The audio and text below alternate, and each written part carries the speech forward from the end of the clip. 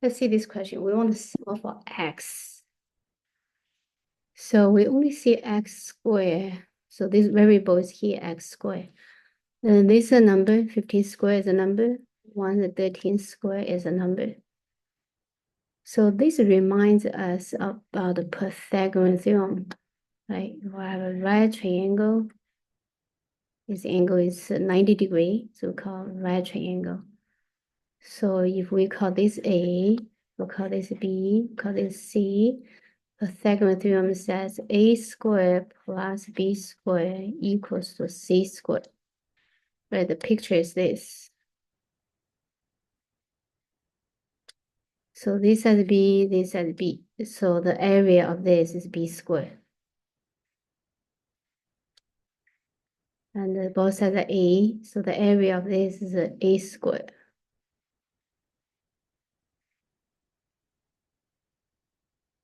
And this is C, so the area, this is C squared. So basically we have A square area of this square, area of this square adding together equals to area of this square. So in this case, we see X, let's see, this is 15, right? So B is 15, so A equals to X. The C equals to 113. So 113 squared equals to 15 squared plus X squared. You know what, maybe the big one, let's switch this one. Because X has to be bigger than 15. Right, so this is X, this is 15.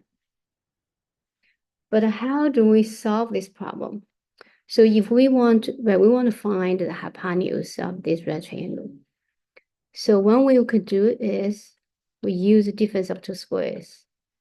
So we bring positive 15 squared to the right-hand side, it becomes negative, right? So then we use difference of two squares formula. That becomes 113 plus 15 times 113 minus 15. Right, remember the formula about A squared minus B squared? We call difference of two squares. So that can be factored as A plus B times A minus B. In this case, we have 113 squared minus 15 squared. So now 113 plus 15, that's 128. Then multiply by 113 minus 15, that's 98, right? Then so we ask ourselves, is it possible to write this number as some number square? Yeah, that would be perfect. If x squared equals the number squared, then x equals to the number, right? Well, let's break down each number. So 128 is an even number, can be divided by 2. So 2 times 6, 12, 2 times 4 is 8. Well, 64, we know, is 2 raised by 6, right? So 2 times 2 times 2, 6 times. 2 raised by 6 is 64. So then that 128 will be 2 raised by 7's power. Okay, let's write down the first number. So 128 is, we can write as 2 raised by 7's power. Then what about 98? 98 is an even number, so divide by 2. 2 times 4, 8, 9 minus 8, 1, 18. 2 times 9, 18. Perfect, right?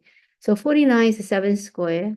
Then we have this 2 here, 2 times that, so 2 raised by 1. Now we can rewrite this as x squared, 2 raised by 8, because 2 raised by 7 times 2 again, that's 2 raised by 8. Then multiply by 7 squared.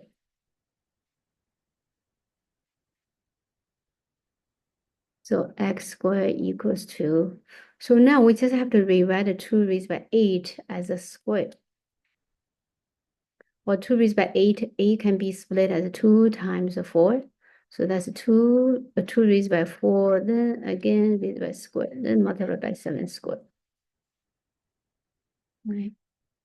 Then that means x squared equals to 2 raised by 4. 2 times 2, 4, 4 times 4, 16. So it's a 16 squared times 7 squared. Then we can write, because both are raised by square, we can multiply these two numbers, then square. So 16 times 7, that's 6 times 7, 42. 10 times 7, 70. 70 plus 40, 110. So get x squared equals 112 squared. And square root both sides. So get x equals 112. Right. Well, pure mathematically, we could get two values. Right, because x being squared. So x can be positive 112 or negative 112. So we have two solutions, right?